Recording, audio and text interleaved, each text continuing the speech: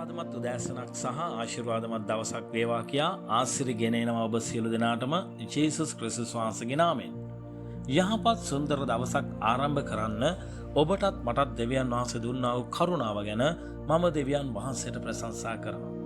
මේ උදෑසන සෙනෙවන්ත සහෝදරයා සහෝදරිය ඔබට මට දෙවියන් වහන්සේගේ කරුණාව අලුත් තිබෙනවා. මේ කරුණාව අලුත් වුණා වූ අද දවසේ මම ඔබ උදෙසා යාඥා කරන්න යනවා. යාඥා කරන්න ප්‍රථමව මම ඔබත් සමග බෙදා ගන්න යනවා දෙවියන් වහන්සේගේ වචනෙන් කාරණාවක්. යෝෂුවා 3 වෙනි පරිච්ඡේදයේ 5 වෙනි පදය. එහි මෙසේ සඳහන් වෙනවා. යෝෂුවාද හෙට ස්වාමින් වහන්සේ නුඹලා අතරේ පුදුම දේ කරන්නට යන නිසා පවිත්‍ර වෙන්නයි සෙනගට කීවේය. දේවදරුවනේ ඔබ දන්නවා මේ මොසෙස්ගෙන් පසුව ඊශ්‍රායල් වරුන්ට පොරොන්දු දේශය කරා යන්න මඟ පෙන්වා වූ යෝෂුවා යෝර්දාන් ගඟෙන් එතර වෙන්න කලින් කියනවා සෙනගට පවිත්‍ර වෙන්න කියලා. අද දවසේ මේ ආඥාව අසන ඔබටත් මා කියනවා මේ ආඥාව අසන්න කලින් ඔබ පවිත්‍ර වෙන්න. දේවදරුවනේ ඔබ නොදන්නා වූ යම් කාරණාවක් ඔබට මතක් කරන්න ඕන. ඒ තමයි අපි ගොඩක් දෙනෙක් හිතනවා අපි අපවිත්‍ර වෙන්නේ අපේ ක්‍රියාවෙන් කියලා. ඔව් අපේ ක්‍රියාවෙන් අපි අපවිත්‍ර වෙන්න පුළුවන්. අපිට පුළුවන් මේ උදෑසන අපේ ක්‍රියාවලින් දෙවියන් වහන්සේට විරුද්ධව අපි කළා වූ අපවිත්‍ර දේවල් වලින් පවිත්‍ර වෙන්න.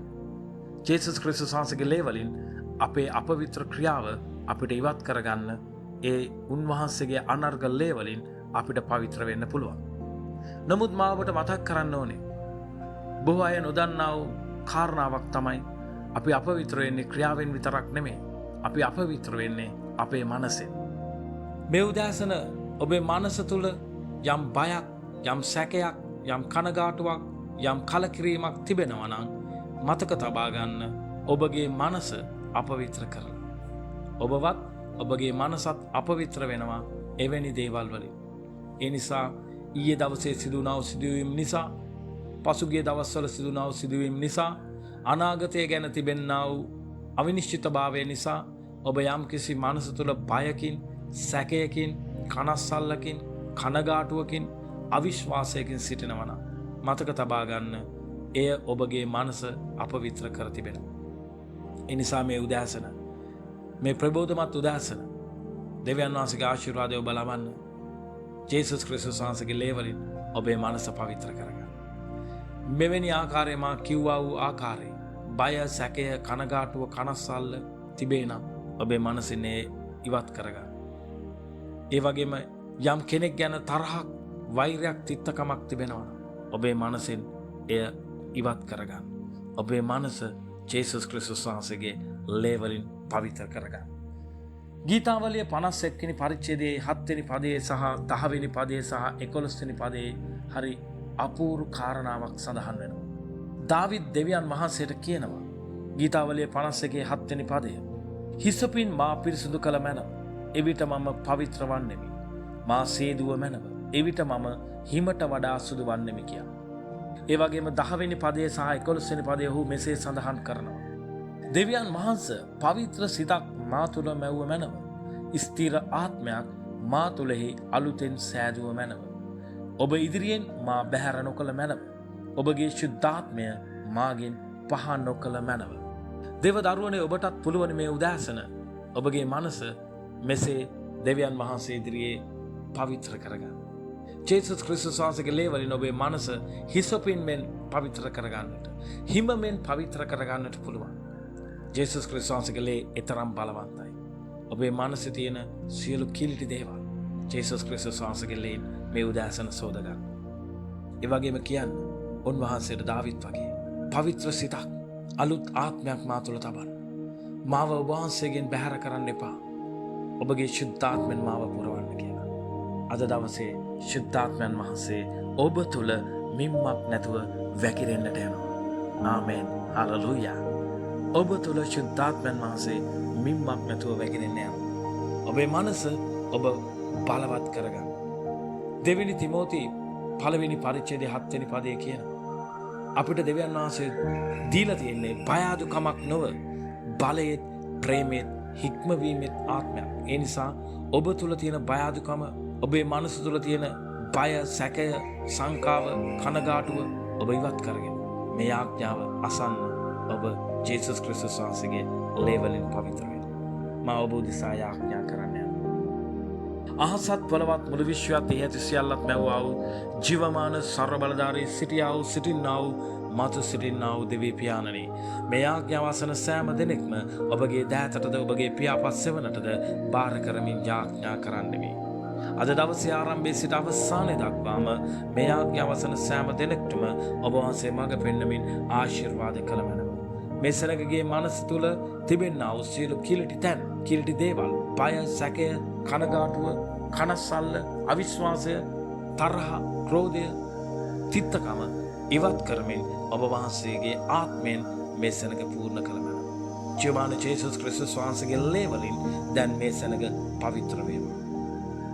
ජීවමාන ජේසුස් ක්‍රිස්තුස් වහන්සේගේ ලේ වල ඵලය දැන් මේ සෙනග මත නිදහස් වේවා.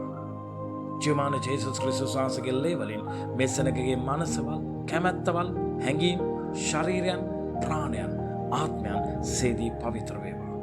මේ සෙනගගේ හිස පටන් පාද පතුල් දක්වා පෙනෙන නොපෙනෙන සියලු අවයවයන් ජීවමාන ජේසුස් ක්‍රිස්තුස් වහන්සේගේ ලේ වලින් සේදී පවිත්‍ර වේවා. ජීවමාන දෙවි පියාණනි, ඔබ වහන්සේගේ දූතයන්ගේ උපකාරය, ඔබගේ රැකවල් දූතයන්ගේ මඟ පෙන්වීම, රැකවල් දීව දූතයන්ගේ උපකාරය මේ සෙනග තුල තැබුව මැනව. ඔබගේ දූතයන්ට මේ සෙනග ගැන අණ කළ මැනව. මේ සෙනග ඉදිරියට සතුරා එක් මඟකින් එන කල ඔබ වහන්සේ සත් මඟකින් ඒ සතුරාව පලවා හැරිය මැනව. මේ සෙනගට අද දවසේ බාධාගෙන එන සියලු බාධාව මේ සෙනගට විරුද්ධව එදිරිව ක්‍රියා කරන පළමු ස්වර්ගෙද ගුවනේද පොළොවේද පොළොව මට්ටමේද භූමියේද භූමි මට්ටමේද ක්‍රියා කරන නපුරු දුෂ්ට ව්‍යාජ ආත්මවල ඵලය සහ සියලුම සාතනික ආත්මවල ඵලය ජීවමාන ජේසුස් ක්‍රිස්තුස් වහන්සේගේ නාමයෙන් බඳ ඒ ඵලය කඩයිවත් කර. මේ සෙනගට විරුද්ධව එදිරිව සතුරා සාධන සියලුම ආයුධ ජෙසායා 54 වෙනි පරිච්ඡේදය 17 වෙනි පදය අනුව නිෂ්ප්‍රභා කරනවා. ඒ වගේම මේ සෙනගට විරුද්ධව එදුර කුමන අය විසින් මොන මුඛ බන්ධන, මුඛ ශාප, මලපත් වචන කතා කරනවා, ඒ සියල්ල ජේසුස් ක්‍රිස්තුස් වහන්සේගේ නාමයෙන් නිෂ්ප්‍රභා කරනවා. ශුද්ධාත්මයන්න් වහන්සේ ඔබ වහන්සේගේ ආනුභාවයේ බලය දැන් මේ සෙනග තුල නිදහස් වේවා. ඔබගේ ශුද්ධාත්මයෙන් දැන් මොවුන් පුරවාලුවම මිම්මක් නැතුව වැగిරෙනා වූ ශුද්ධාත්ම පියාණනේ ඔබගේ ආත්මික දීමනා මොවුන් තුල දැන් තබා ආලේප කළ මැනව. ඔබගේ ආත්මික ඵල මේ සෙනග තුල වැඩි වර්ධනය කළ මැනව. ශුද්ධාත්මයන්නි, ඔබ වහන්සේ මේ සෙනගට ඔවුන්ගේ හුස්මටත් වඩා ළඟ සිටමින් ඔවුන්ගේ අත අල්ලාගෙන යමින් අද දවසේද ඔවුන්ට මතු දවසේද ඔබ වහන්සේ මඟ පෙන්වුව මැනව. ඔබගේ ශුද්ධාත්ම බලයෙන් මේ සෙනග පූර්ණ කළ මැනව. ජීවමාන දෙවි පියාණන් වහන්සේගේ දෑතට මේ සෙනග බාර කරන්නෙමි. අද දවසේ මෝ නත තබා කරන සියල්ල සඵල කරමින් ආශිර්වාද කළ මැනව. පිලිපි 4:19 වෙනි පදය අනුව ඔබගේ තේජස්සේ සම්පතේ ප්‍රකාරයට මේ සෙනගගේ සියලු හිඟකම් සම්පූර්ණ කොට ඔබ වහන්සේ අද දවස ඔවුන්ට ආශිර්වාද කර ඔබ වහන්සේගේ කරුණාව ඔවුන් කෙරෙහි තැබුව මැනව. දෙවි පියාණන් මේ සියල්ල වහන්සේට බාර කරමින් මේ සෙනග ඔබට බාර කරමින් සියලුම ආශිර්වාද ඔවුන්ට උරුම කර දෙන පිණිස ජේසුස් ක්‍රිස්තුස් වහන්සේගේ නාමයෙන් යාඥා කරමින් සම ගෞරවය, සම මහිමය, සම නමස්කාරය ඔබ වහන්සේටම පුදනවා. පියාණනි, ඔබ වහන්සේගේ පුත්‍රව අපගේ ගැලුම් කරවන්නන් වූ ජීවමාන නාසරති ජේසුස් ක්‍රිස්තුස් වහන්සේගේ අනර්ග බලවන්ත ප්‍රේමණීය උතුම් නාමය නිසාමය. ආමෙන්, ආමෙන්.